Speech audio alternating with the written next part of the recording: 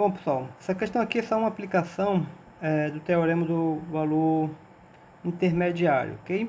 Então diz o seguinte: mostra que a equação x elevado a 10 menos 10x ao quadrado mais 5 igual a zero tem uma raiz real no intervalo 0, 1.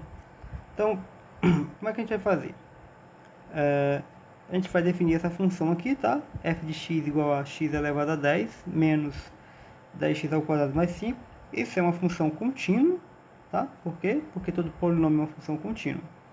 E aí a ideia é a mesma, certo? Que nós já mencionamos antes.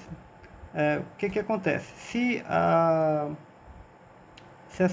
o gráfico da função, né, ele tem um ponto acima do eixo x e um ponto abaixo do eixo x, então quer dizer que em algum momento, né, para passar de um ponto ao outro, ele vai ter que cortar o eixo x, né, já que o gráfico dessa função é uma função contínua, ok?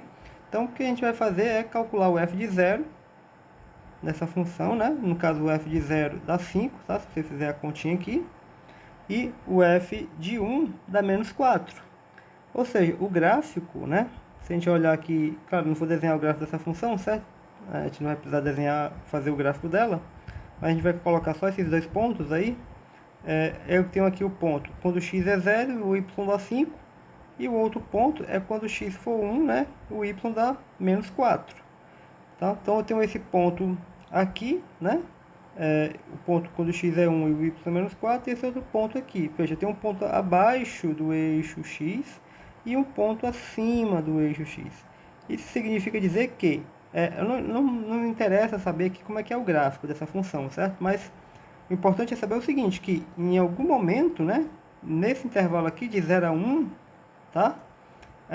A função, o gráfico da função vai ter que cortar o eixo x em algum lugar aqui, certo? Não importa onde, né? Então, ou seja, em algum ponto vai ter que ter aqui um ponto onde ela vai cortar o eixo x.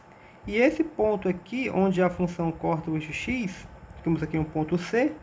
Nesse ponto, lembra que o ponto onde o gráfico da função corta o eixo x, a gente chama esse ponto de zero da função. E é justamente o ponto onde a função vai zerar, né? Ou seja, nesse caso, o f de c aí, no caso, o f de c é zero, né? Ou seja, se a gente fizer o x igual a c aqui nessa equação, né? Ou seja, c elevado a 10 menos 10 vezes o c ao quadrado mais 5, né? Isso aqui é zero, ok? Ou seja, existe um ponto, né, dentro desse intervalo aqui 0, 1, tá ok. Essa equação realmente é igual a zero, beleza?